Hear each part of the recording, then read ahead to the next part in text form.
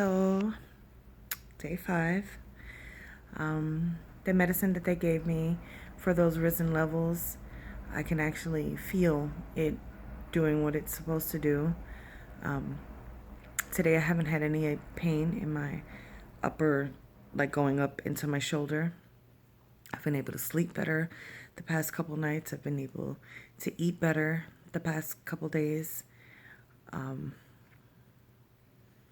I wasn't screaming in pain last night, although we'll see what tonight brings because I'm out of one of my pain meds and the doctor doesn't want me to continue to take it at the moment because of these procedures coming up. And apparently it's a blood thinner, one that would, I guess, have too many effects on whatever, they have to do.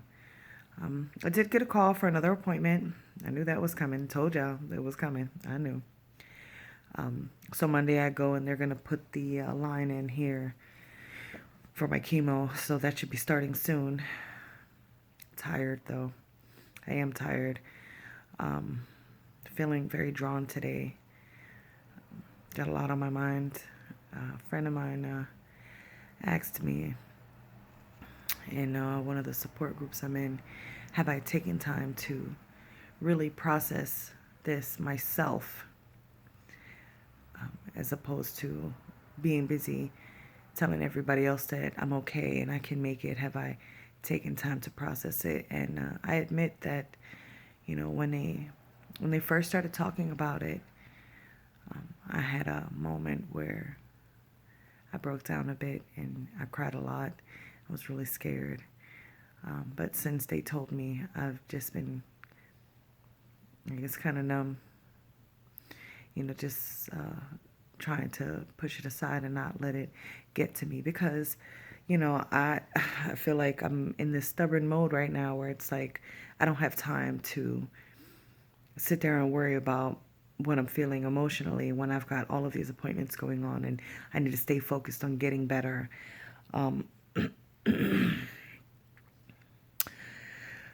But I'm definitely exploring my thoughts. You guys know that. Asking hard questions and looking myself in the mirror and, telling myself that this is real, that this is happening. And, asking the harder questions that you normally just don't want to ask out loud because, they're scary. Like, we're human. And, I hear lots of people in the support groups, saying, they beat cancer and they beat cancer and lots of people beat cancer. And I'm very happy for them.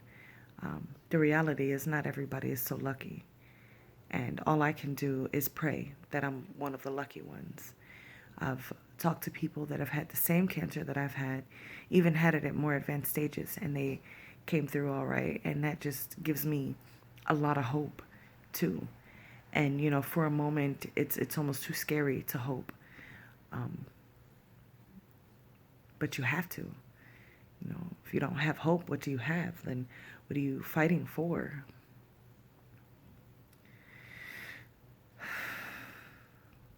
I laughed so hard this morning that I was in so much pain from it. I really, really enjoyed the laugh, though. I'm not going to lie. But it was hard, and the pain hit me hard. It gave me a wave of nausea. Next thing I know, I'm in the bathroom heaving nothing. Like, literally heaving up nothing. Just waves of nausea from the pain it was giving me from laughing. And, for a moment, I thought to myself, how am I supposed to continue enjoying life when laughing so hard makes me hurt? But then it's kind of worth it, too, because the joy that it brings for that moment is it feels good. And for a minute, you feel more normalized. And I find that when I have a lot of people around, I feel more normalized. I've always been a social butterfly. So it helps, but at the same time, it doesn't allow you that time to sit down and really, feel your fears and feel your anguish at all of this. And I'm sure that there's a lot of people that can relate.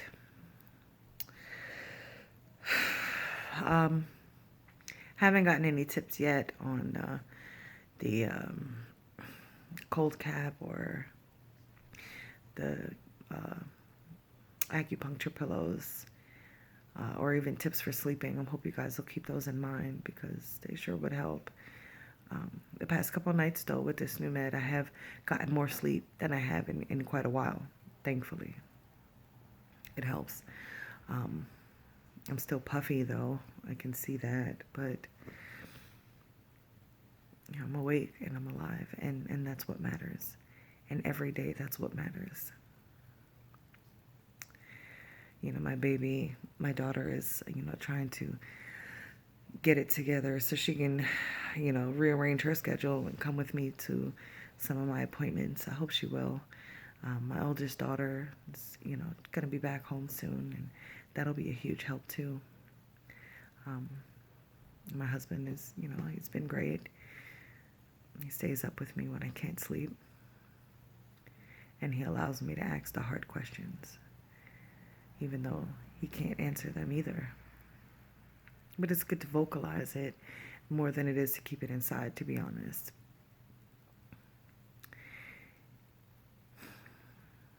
I get so stuck in thought about all this sometimes.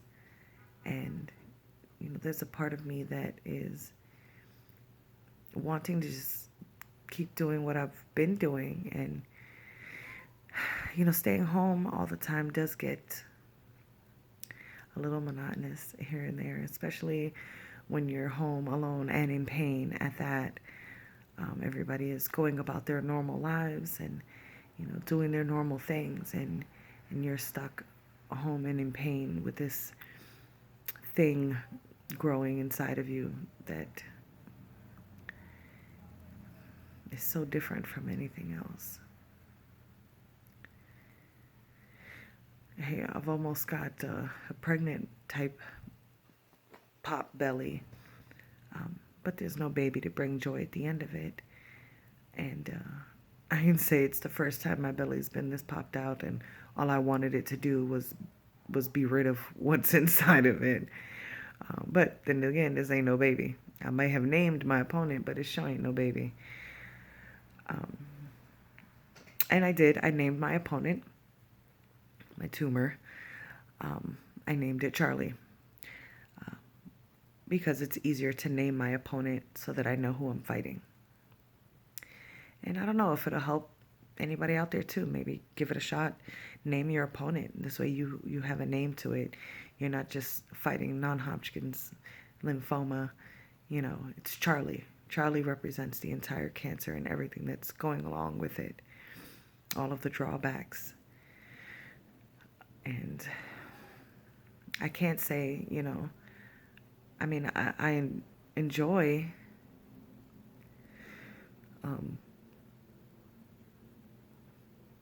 being able to spend some time at home, but I don't enjoy not being able to do the things I regularly do. I keep this short for today, but feel free to like and subscribe. I'm going to gather my thoughts, and I'll be back till tomorrow.